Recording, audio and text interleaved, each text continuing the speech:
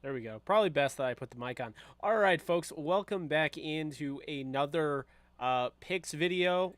I'm your host, Jake Ellenbogen, and today we are going to be discussing week 3 of the NFL season. Before we get into it, I would just ask if you enjoy this at any point during the video to hit the thumbs up button and as well as hit subscribe. So, we're starting off. We're getting into the first game, which is going to be tomorrow night. We have a rivalry game. It is between the Pittsburgh Steelers and the Cleveland Browns.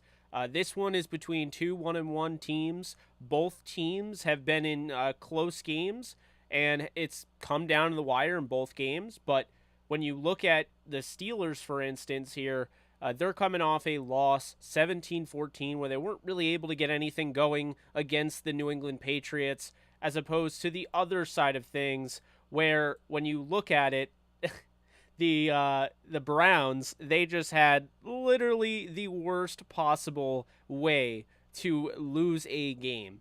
They let 13 points. They had a 13-point lead with under a minute and a half to go, and the New York Jets came back and won the game. Now, I picked the Jets to win, but I didn't think it would be anywhere near as crazy as that. It was one of the craziest wins in the history of the NFL when you think about it.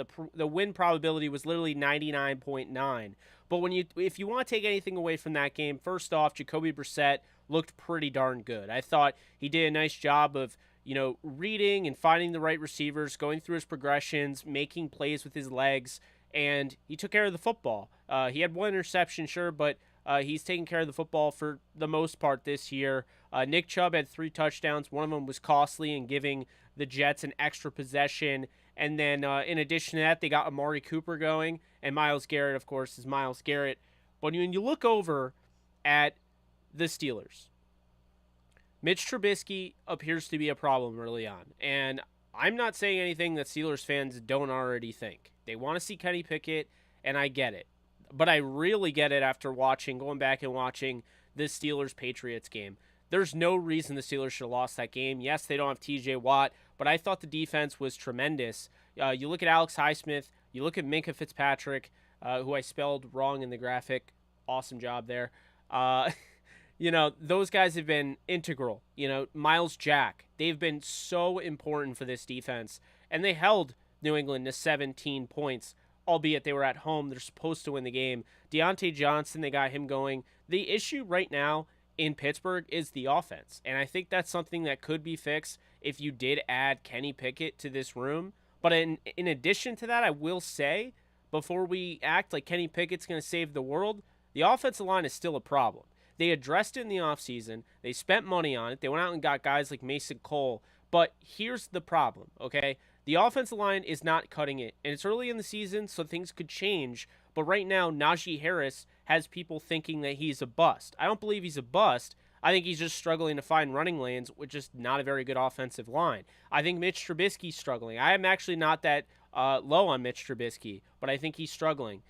So in this game, starting it off, it's going to be a good one, I think. Back and forth type of action here.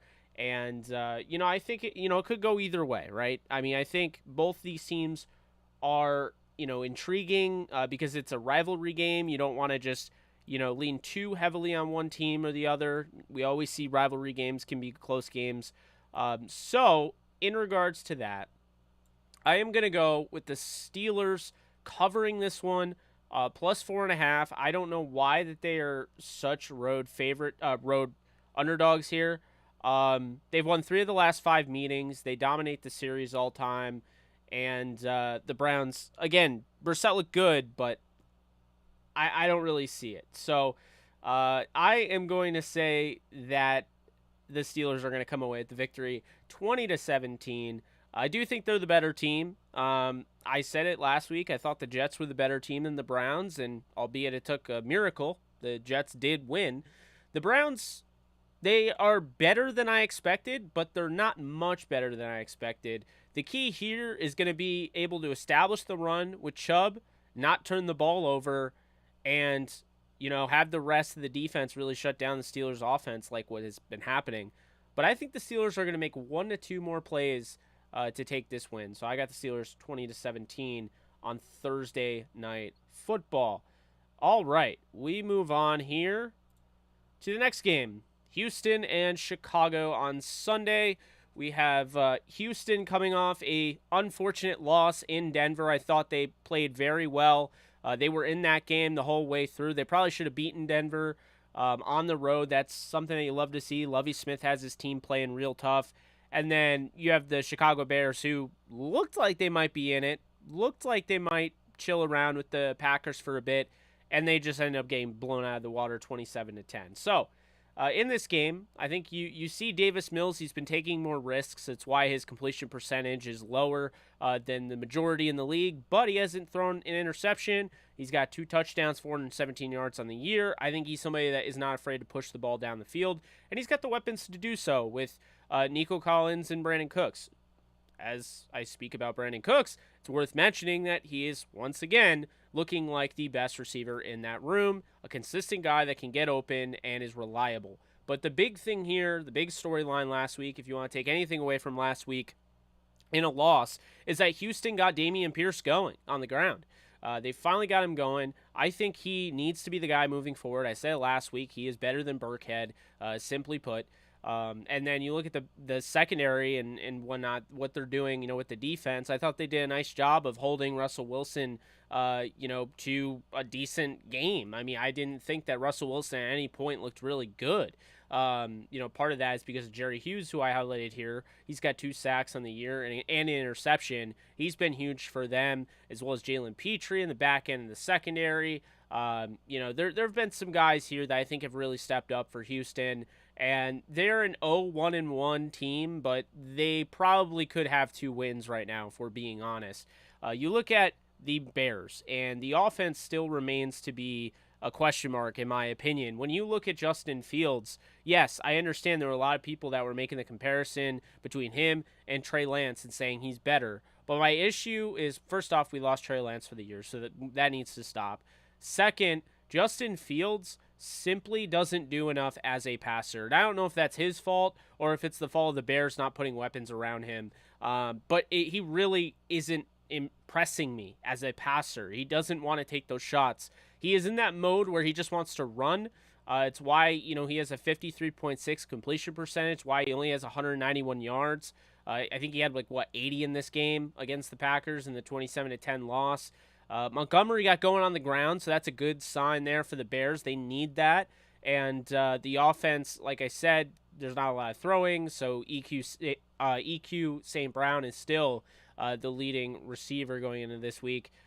Travis Gibson, you had him, you had Dominique Robinson, you have Robert Quinn, you got Brisker, you got Eddie Jackson. There are a lot of guys in this defense that can make plays. So looking at this game, it's going to be a tough one for the Texans. I'm going to take the +2.5. They've won 4 of the last 5. They lead the all-time series 4-1.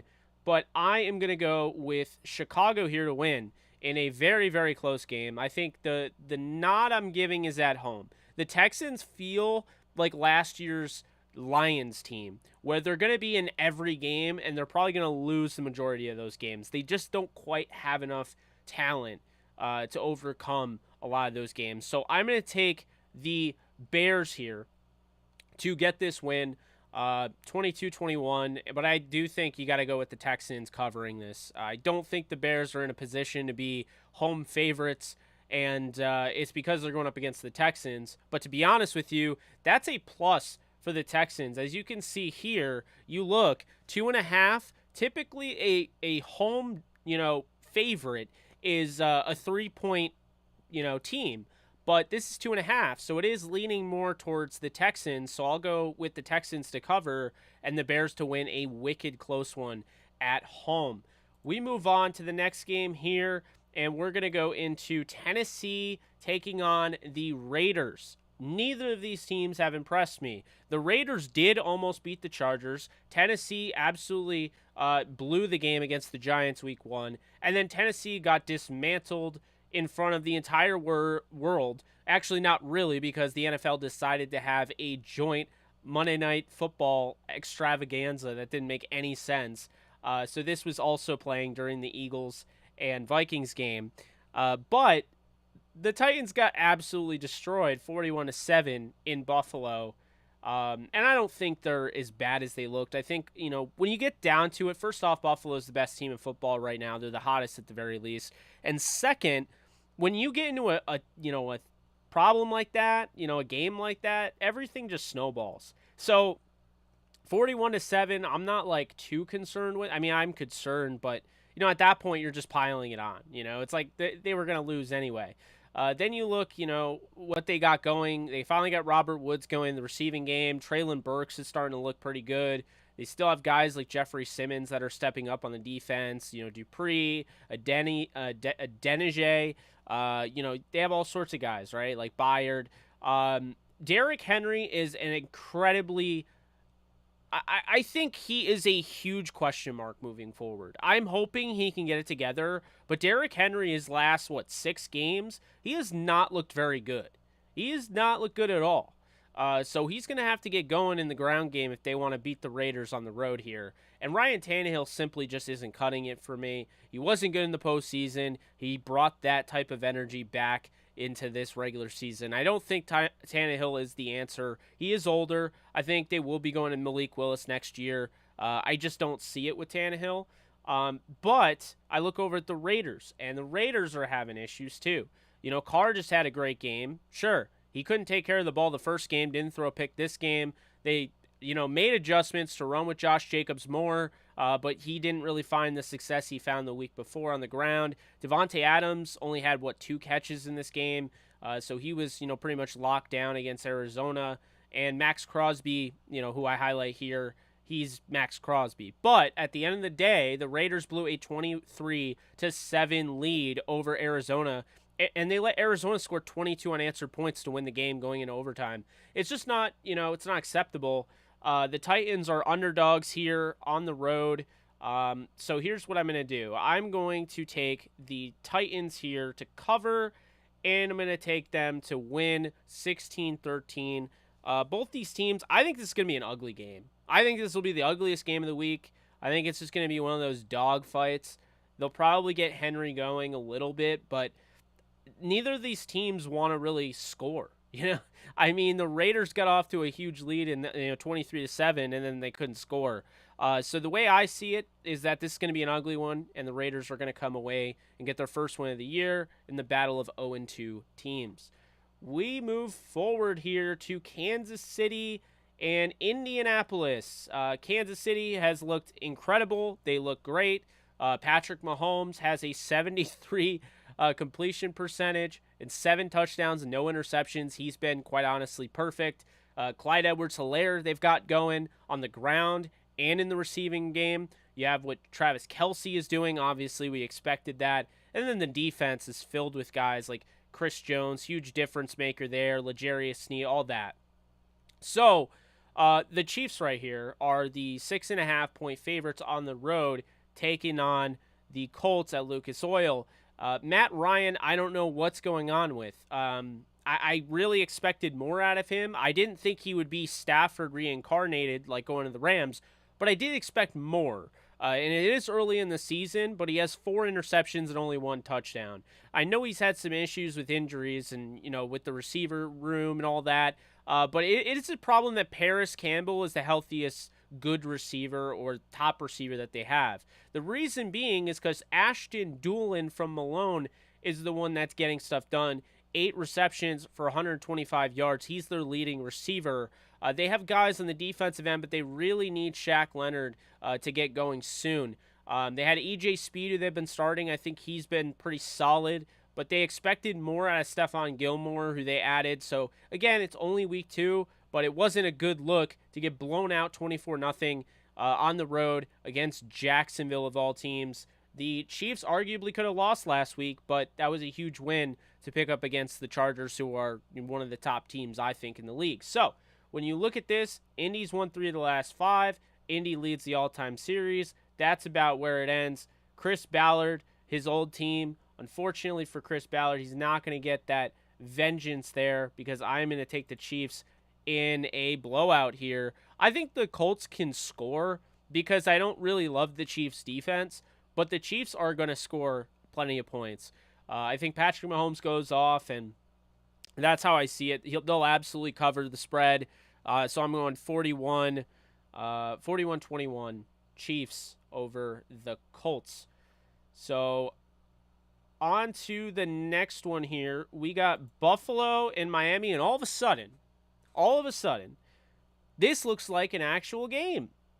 Like, when I looked at this on the schedule, I was like, easily Buffalo wins this. And now, it's like, I don't know what to make of the Dolphins.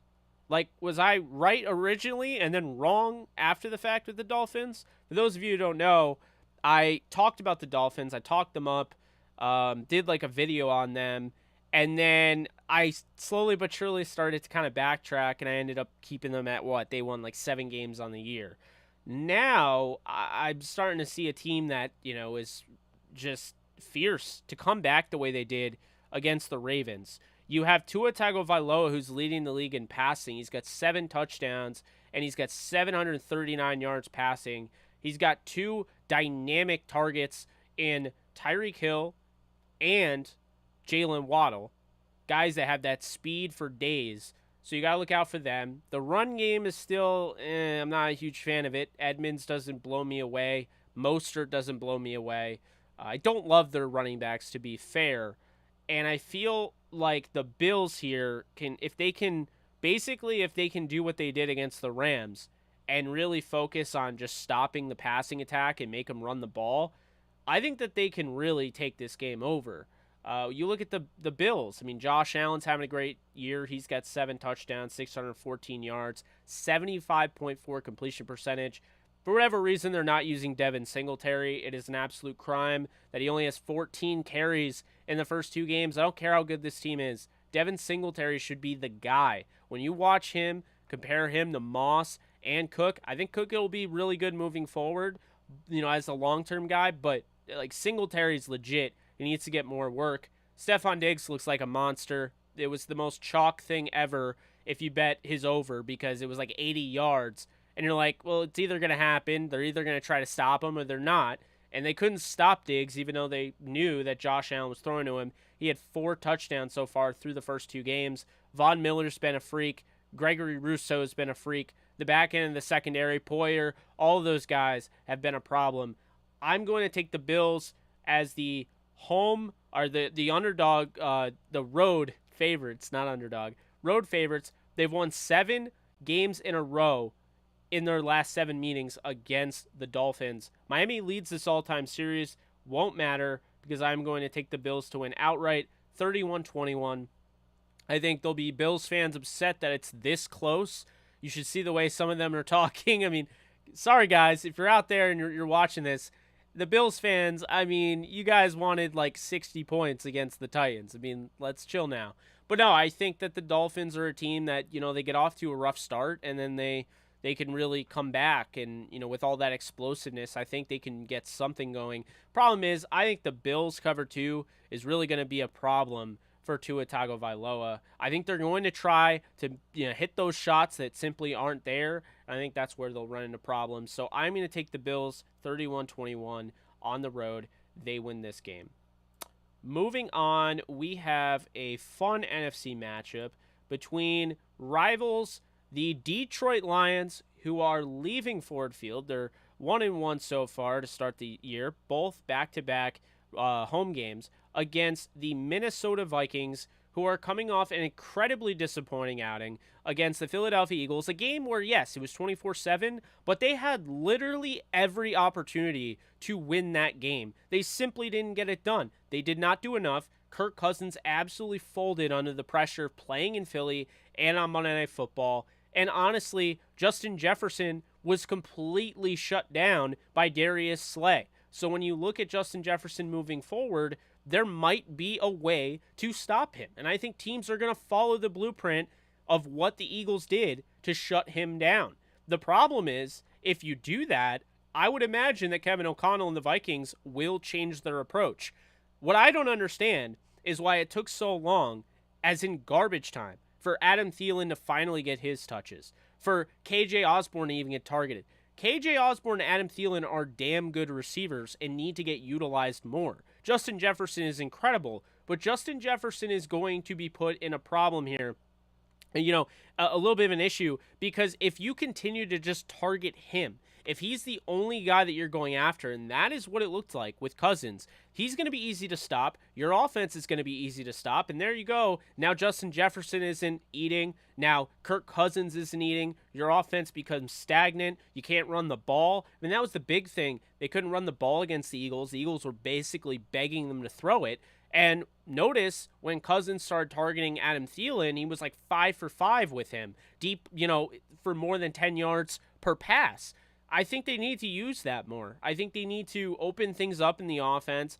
And I do kind of have a feeling that they're going to, that was kind of a big-time loss for them early on in the year, kind of woke them up. It's Coach Kevin O'Connell's first loss. But then a team that doesn't need to be woken up, because they impressed me, is the Detroit Lions. They impressed me against the Eagles week 1. They should have won the game.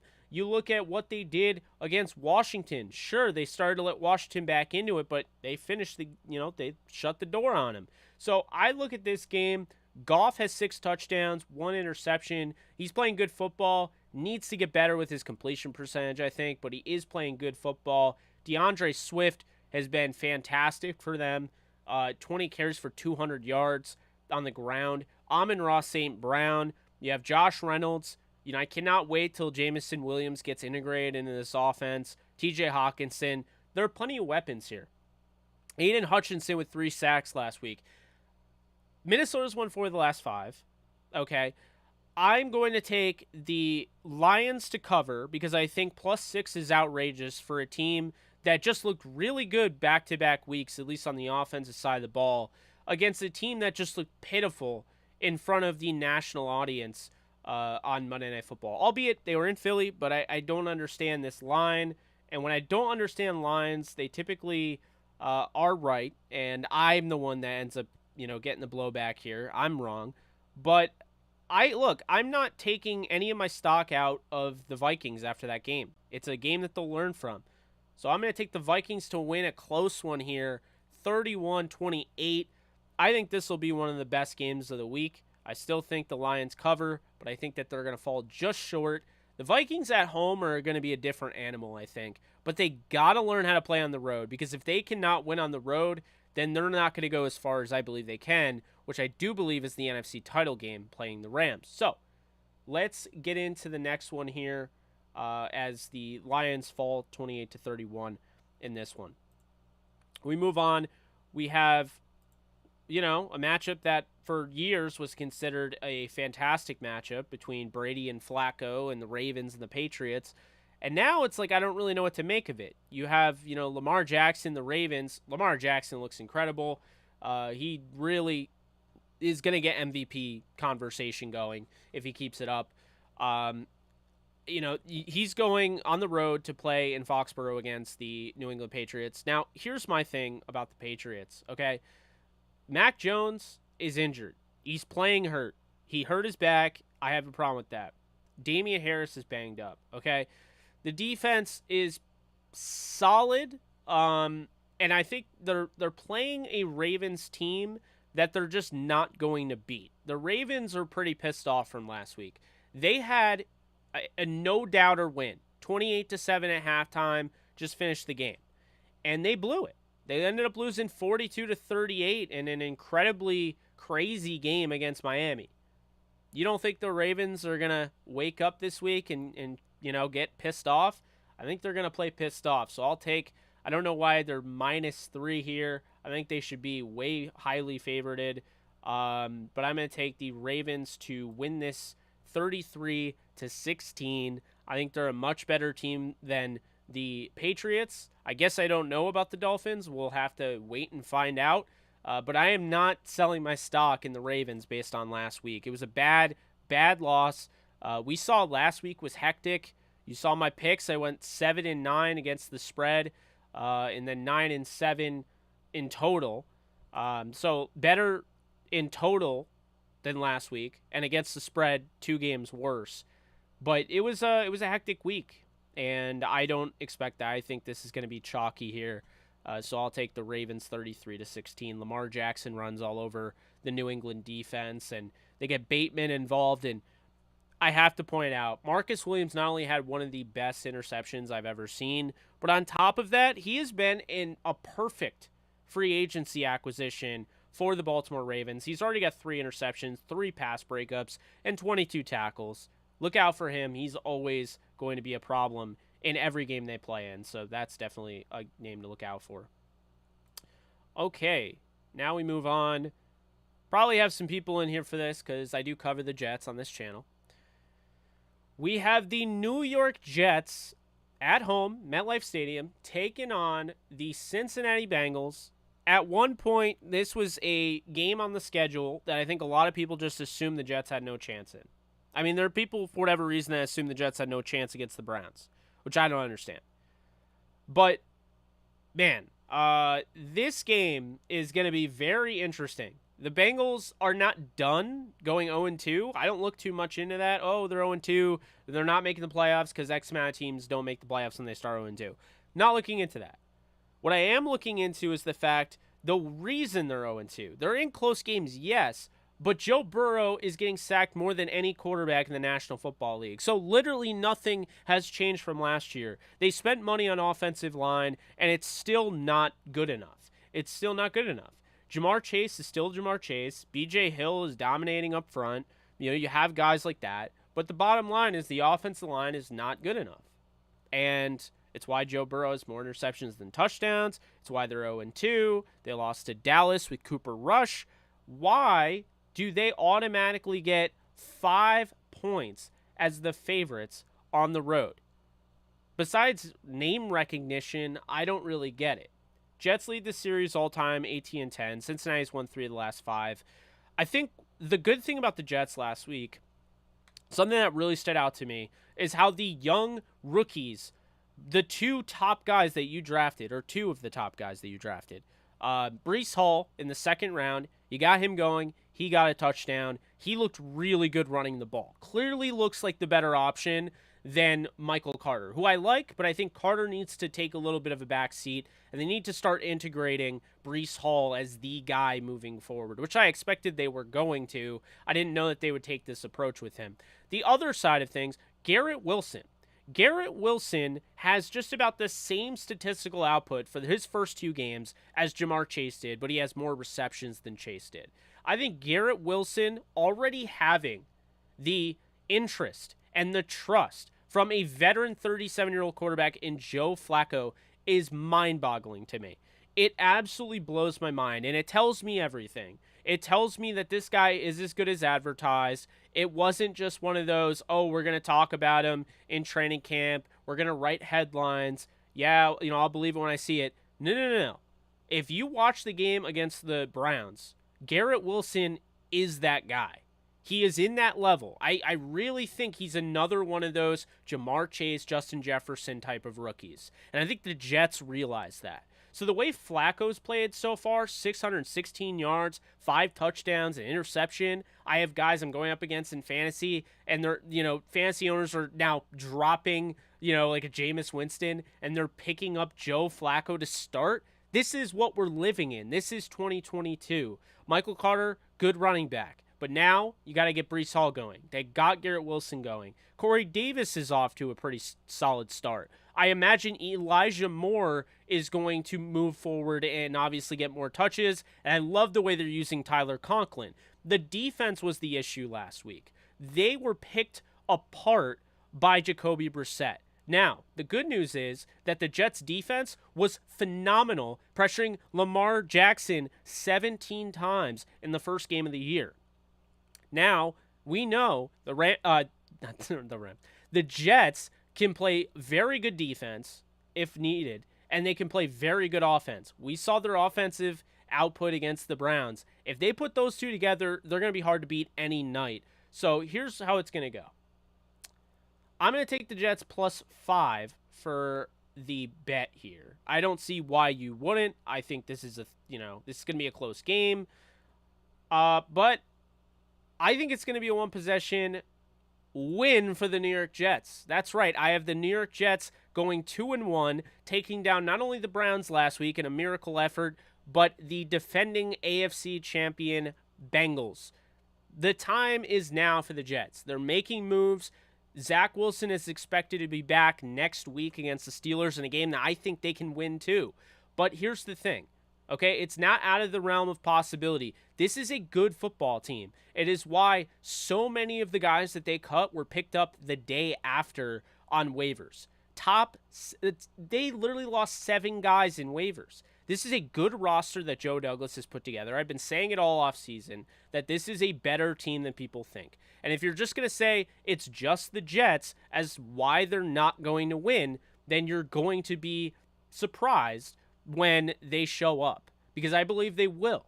And I believe that Flacco has developed this confidence here moving forward. I think they're really going to ride on this game, and I think it's going to lead to a 27-20 thrilling victory for the New York Jets to move to 2-1 and to be tied for second in the AFC East behind whoever wins against the Bills and Miami Dolphins, which I believe will be the Bills. So that is how I have it. Jets pull off the upset. They shouldn't be 5-point underdogs at home. That's just ridiculous.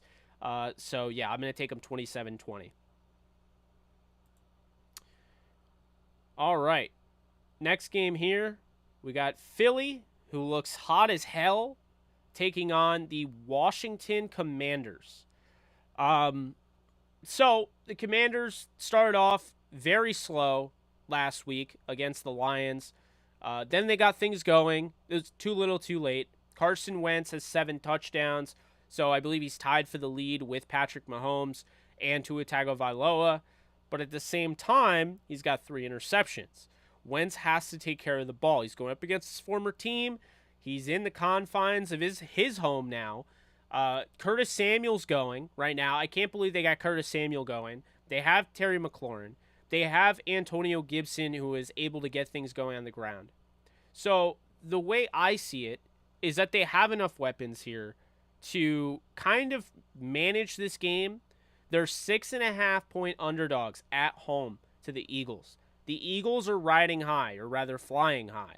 You look at what they did against the Minnesota Vikings, 24-7 victory on Monday Night Football. So that does mean that they're on a shorter week than Washington. Little things there. Philadelphia's won 3 of the last 5 matchups. Washington leads the all-time series. Jalen Hurts only has 1 passing touchdown, but I think he looks incredible so far. And the 69.8 completion percentage would speak to that. In addition to that, he's been teaming up with A.J. Brown. They got Devontae Smith going last week. So I like what they're doing. They have a really nice tandem there with Miles Sanders and Kenny Gainwell that I really like. Darius Slay just made his presence known last week. So I imagine he's going to take on whoever he has to take on, whether it's Samuel or it's Terry McLaurin, and he's going to lock him down. Looking at this game, I think the 6.5 makes a lot of sense. I know it sounds crazy. It's a lot. But I think the Eagles are legit. I think their defense is disgusting as far as up front. So you're not really going to be able to run it with Antonio Gibson. And I think they're going to take away, one of your receivers, whether it's Samuel or McLaurin. And so with that said, I'm going to take the Eagles to win this game in pretty much another dominating performance, 27-9. I think the Eagles are just the better team. I understand they're on the road. They already won on the road against a good Lions team. This team lost to the Lions. I think the Eagles are a lot better, and I think they'll cover the 6.5. And I believe that's minus 6.5. They wouldn't be underdogs. So minus 6.5. My bad on the graphic there. Minus 6.5. Philadelphia Eagles. We move on to New Orleans versus Carolina. On the road, the Saints, they're coming off a loss in which they basically shut out the Tampa Bay offense for 3 quarters and then just completely mailed it in after Tom Brady went full carrot on the sidelines. 20-10, losing that game. Jameis Winston throwing picks, not what you want to see, obviously. You have Taysom Hill he got going on the ground a little bit. Jarvis Landry, Michael Thomas definitely. And Pete Werner looks like an absolute stud at linebacker, right? You look at the Panthers. Baker Mayfield is one of the least accurate quarterbacks in the league right now. He has a 53.6 completion percentage. But he hasn't been picked off a ton. He has thrown one interception. He hasn't thrown a ton of touchdowns. He's really on the same page with Robbie Anderson. But that's about it on the offensive side. They got Christian McCaffrey going a little bit, but they could not take down the Giants on the road, and they could not come away with the win week 1 against the Browns. Brian Burns, though, he found a rhythm last week. So that's a good news for them. Jeremy Chin, guys like that, they're playing well. But I think the Saints can absolutely dominate Baker Mayfield. I really do. I think the Saints defense could be a problem. If this was in New Orleans, I think it would be a blowout. I'm not going to say it's a blowout here, but I'm definitely going to take the Saints as the favorites here, -3. I think that's no-brainer. They'll win by more than a field goal. They've won 4 of the last 5. They lead the series all time. So I'm going to take the Saints here by a score of 23-14. I don't think it's anything, too much for the Saints. If this, like I said, if this was at home, I might go with 30-14. But I like this. They cover the -3 here, and so Baker Mayfield and the Carolina Panthers fall to 0-3, and that seat gets a lot hotter for Matt Rule.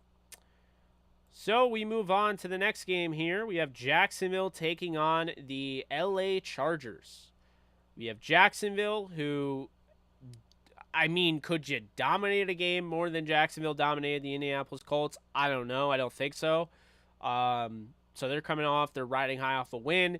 You have the Chargers, who are coming off a brutal loss, a game that they probably win if there wasn't a pick six, a 99-yard pick six, and Herbert doesn't get hurt.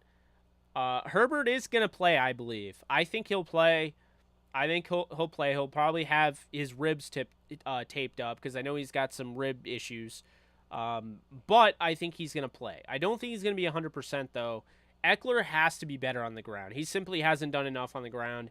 I haven't been overly excited about the Chargers' run game, if you will. I just have not been. Gerald Everett excites me because that connection that he has built with Herbert has been special early on because Keenan Allen's been banged up. Another guy that has had a nice connection and is a little underrated is DeAndre Carter. And they got Joshua Palmer a touchdown last week. Carter had a huge catch, late in the game.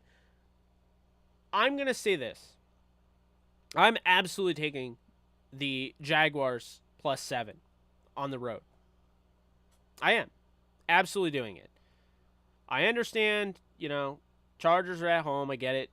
But we do not know how much this injury is going to affect Herbert.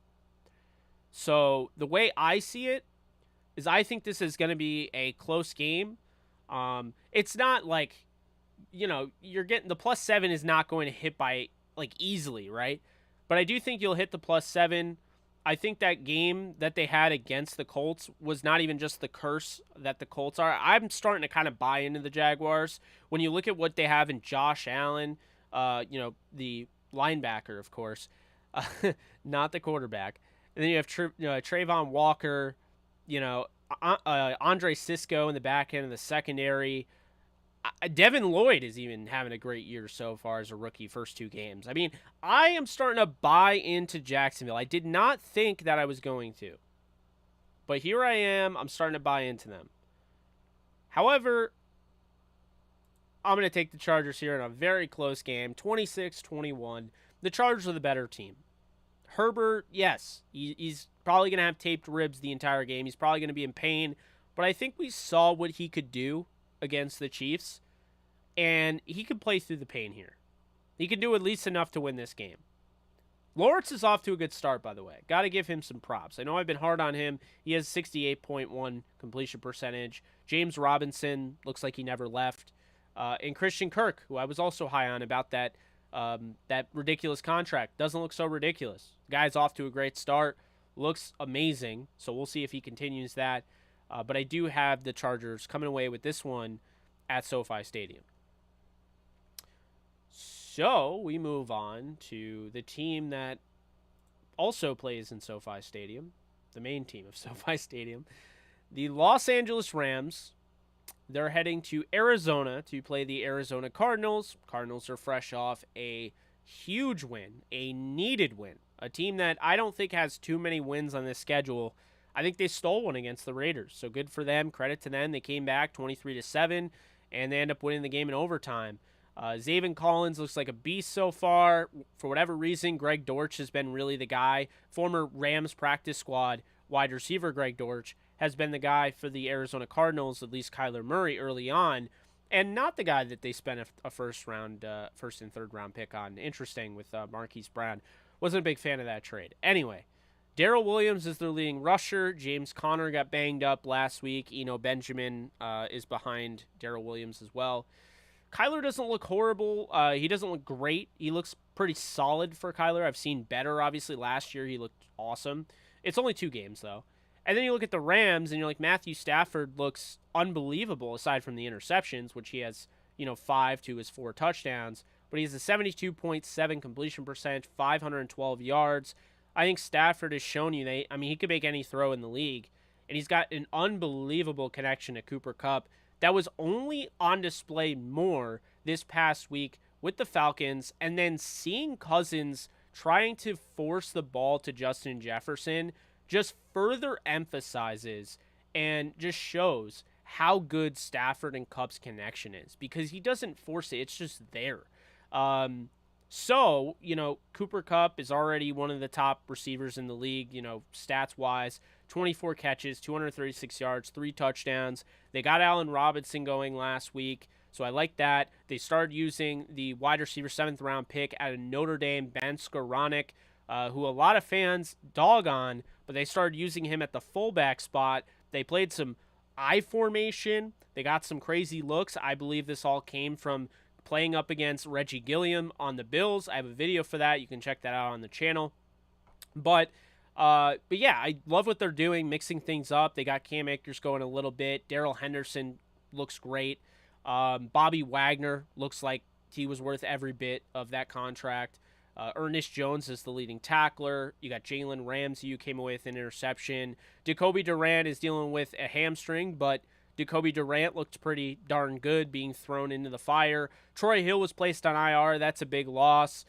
So we'll see. They did just add Tack McKinley to this team. They add in the active roster, so I'd imagine he's probably going to be somebody that competes for those rotational roles, until Daniel Hardy comes back. So pass rush, right now the sack leader is Bobby Wagner. So I think the Rams definitely want to get some more pressure off the edge. I think this is a good game to do it against. Kyler Murray, they do a nice job. The Rams have not lost in Arizona since 2014 when you had Austin Davis at quarterback. The Rams are 3.5-point favorites on the road. I think it should be higher, but I get why it's not, because they also were up 28-3 against Atlanta last week. Atlanta made a crazy comeback, even made a game at the end, 31-27. So Rams lead this all-time series. They've won 4 of the last 5. We do know about the early game last year at SoFi against the Cardinals. They really just dominated the Rams. I don't see that in this one. I think the Rams are far and away the better team. I think, they found a serious groove last week. And while Stafford did throw 2 picks, I thought he looked as good as ever. You look at that, you look at the fact the offensive line, on paper, if you're not watching the games, you're like, they're playing without their starting center. They have a guy who, their right guard had to move over to center. He's mainly a center. But then, their backup guard goes down the first play of the game. So technically they're playing with their 3rd string guard. But I still love the way the offensive line blocked. And at the end of the day, I'm going to pick the Rams to win this game.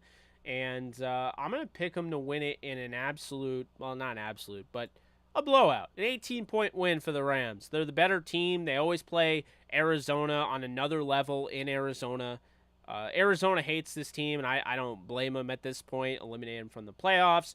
Beat Arizona with, basically practice squad guys picked up off the practice squad, placed on the roster, and started because Jalen Ramsey and Tyler Higbee and others were out due to COVID last year. So with that said, I have 38-20, Rams taking the win. They go to 2-1. They get away from that 500, towing the line, and move on for Monday Night Football against the 49ers the next week. I think that they're going to win this game pretty easily. Arizona will score some points because the bend don't break defense, probably a garbage time touchdown. It's probably 38-13. They make it 38-20 at the end. So that is how I have it here. But I do think that edge pressure is a big thing, and they need to get it going because they have not been able to generate sacks off the edge. It's been Bobby Wagner. Like I said, he's leading the team in sacks.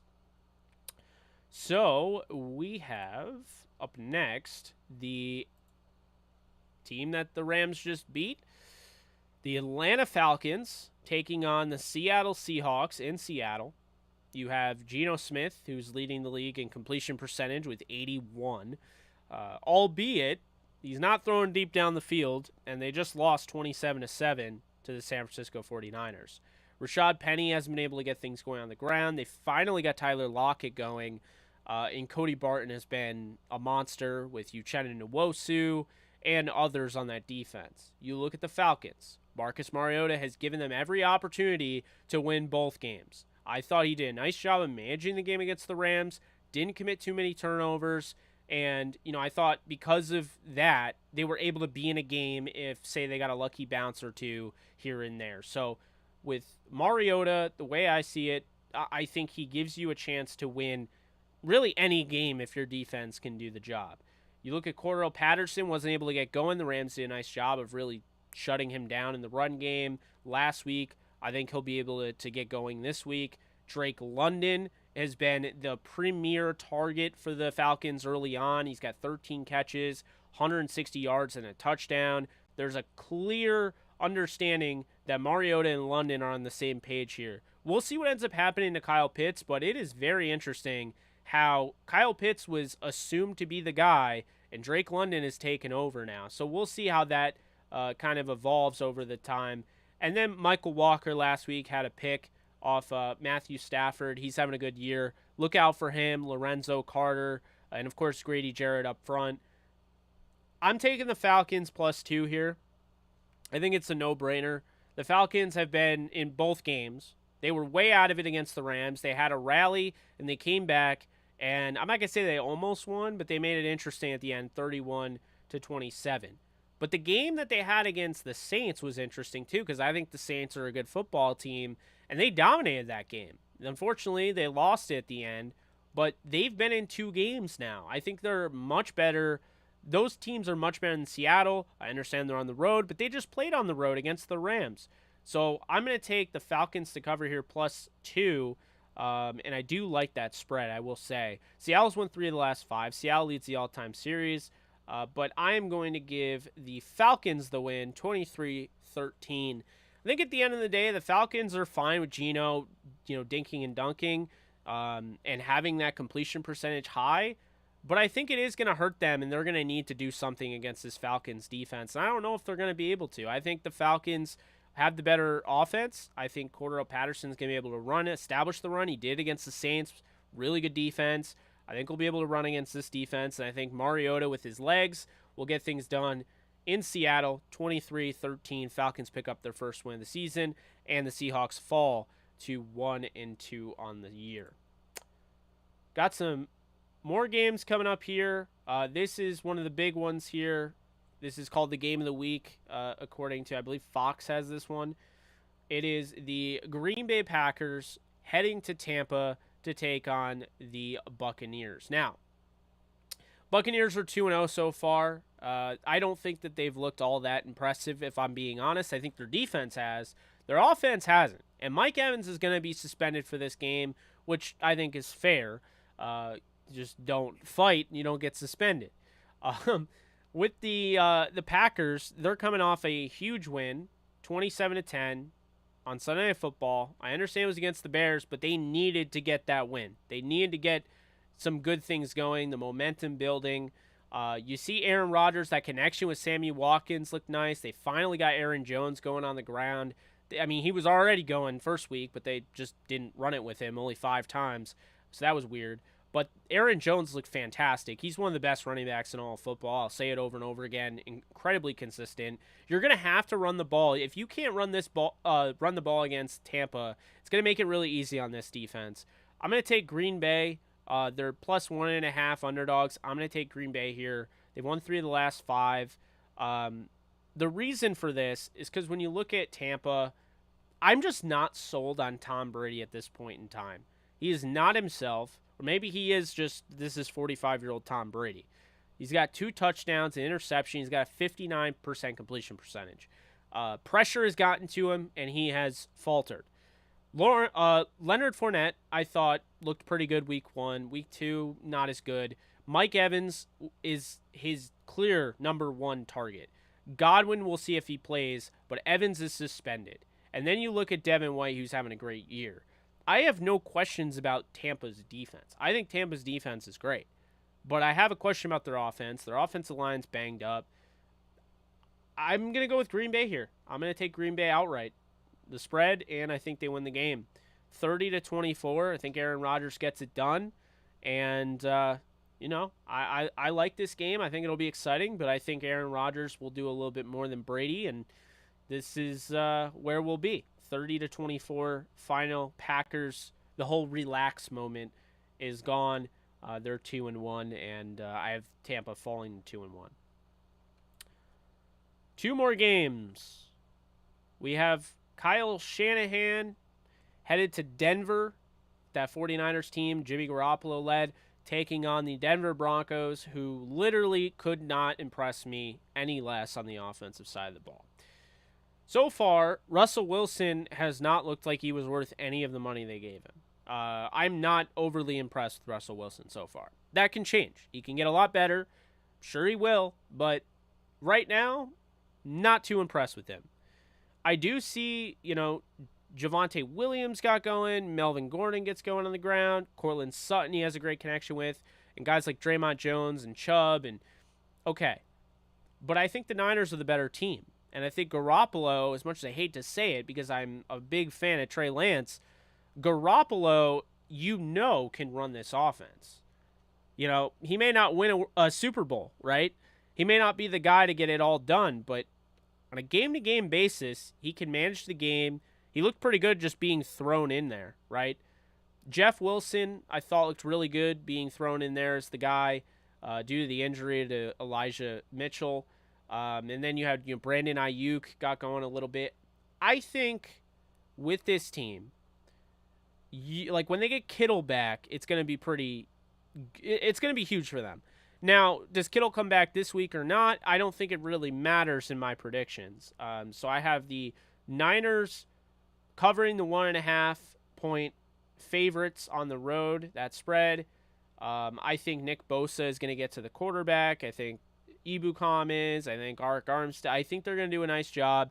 Hufanga maybe comes away with interception. I don't know. The 49ers had a kind of a fluky loss, I think. Not to take anything away from the Bears, but they played in a monsoon, and they were not at home. So playing in that type of environment, that can go either way. That's hit or miss. But last week, they dominated Seattle 27-7, and I think that they are going to win this game by a score of 24-16. I think they're the better team. I think Denver's overrated. I got to see it, and I have not seen it yet from them.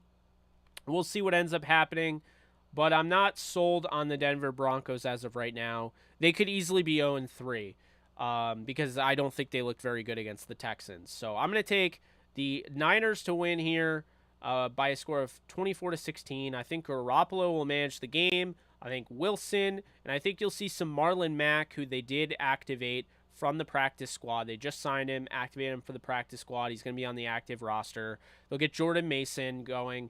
I'll take the 49ers to win this game on the road.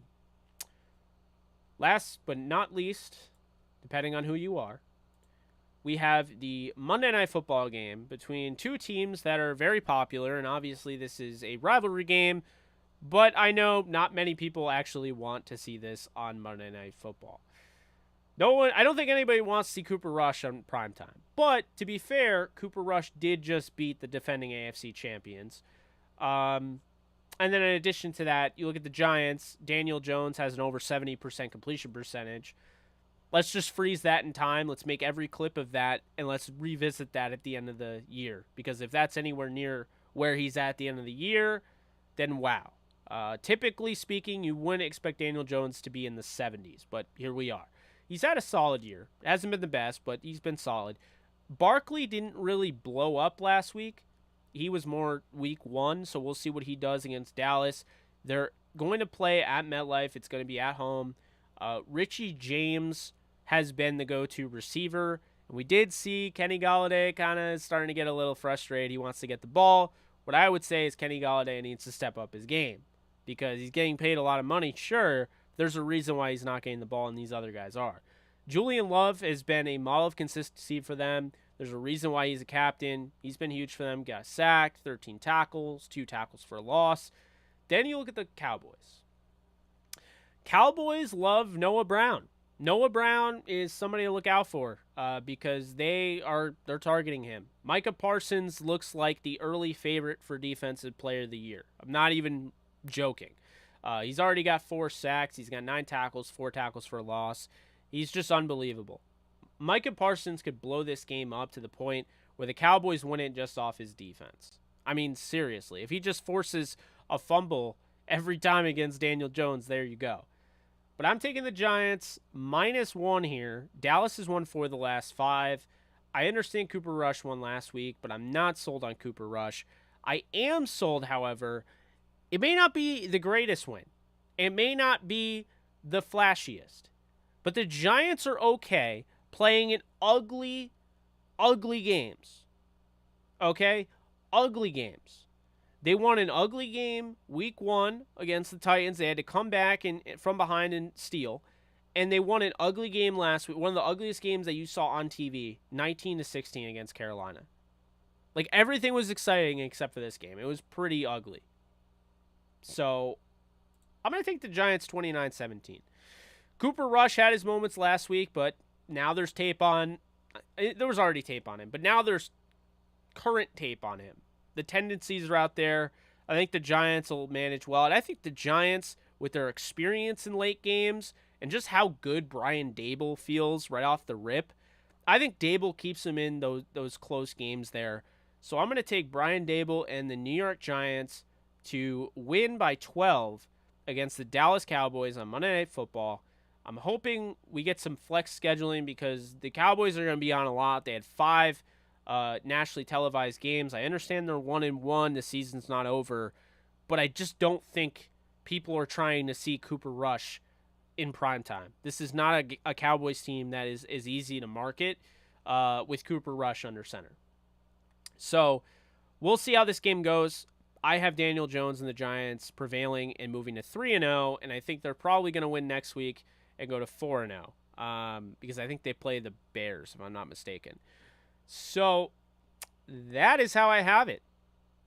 In conclusion, I could go through it again. I think Cleveland is going to lose to Pittsburgh. I think Houston is going to lose to Chicago. I think Tennessee comes away with a close win against the Raiders. I think Kansas City wins a 20-point game against Indianapolis. I think Miami loses a 10-point game against Buffalo. I think that Detroit loses a 3-point game to Minnesota. Baltimore comes away with a blowout win over New England, 33-16. I have the Cincinnati Bengals falling to the New York Jets on the road to fall to 0-3, 27-20. The Eagles winning 27-9 over the Commanders. The Saints 23 over the Panthers 14. The Chargers 26 over the Jaguars 21. The Rams 38 over Cardinals 20. The Falcons winning in Seattle 23-13. Packers head to Tampa and beat the Bucs 30-24. The 49ers beat the Broncos 24-16. And the Giants wrap up this week's slate by beating the Cowboys 29-17. And for the first time in I don't even know how long, start the season 3-0. That's right. New York Football Giants 3-0. And that means that the two New York teams, called New York teams, would be a combined 5-1. And I don't know when the last time that was, but I think it's very possible that we come away with a 5-1 combined record for both New York teams. And if you include Buffalo, that's 8-1. If you're going based on who's in. Buffalo's the only one in New York, but you get my point. Anyway, that's going to do it for me. So I hope you guys enjoyed this. If you did, be sure to smash that like button. Be sure to smash that subscribe button. Every single Wednesday, I am bringing you my game picks. I'm going to bring you my betting picks as well, like I said, with the spread. But I'm also going to give you my picks for the game. So make sure to check that out. If you are a Rams or Jets fan as well, I'm going to have Jets and Rams content, as well as other content. JE Live will be kicking off at 9:30 to go over the Rams and Falcons all-22 breakdown. Hope to see you there. And like I said before, if you haven't already, be sure to check out the Sean McVay video I put out there. And just so you know, this episode of JE Live is brought to you by Pickett. If you guys have not checked out Pickett, Pickett is a great app. If you are a bettor and you have bets across all different platforms, Pickett allows you to basically link all of your platforms together, and it will put all of your bets in one location. It's a social media outlet as well, where you can post bets. People can post bets. You can find bets, get different, things there. So you can sign up with my promo code JKBogan today for free. And once again, it's a free, helpful betting app. And they are the ones sponsoring this live stream. So link is in the description. I'll drop it in the comment section. It is Pickit. Pickett. Go download it and follow me on Pickett. I'll be on there posting my bets. So if you don't want to miss any bets or anything like that, they'll be there. But that's going to do it for me. So thank you guys so much for tuning in. I'm Jake Ellenbogen, and I approve this message. Later, folks.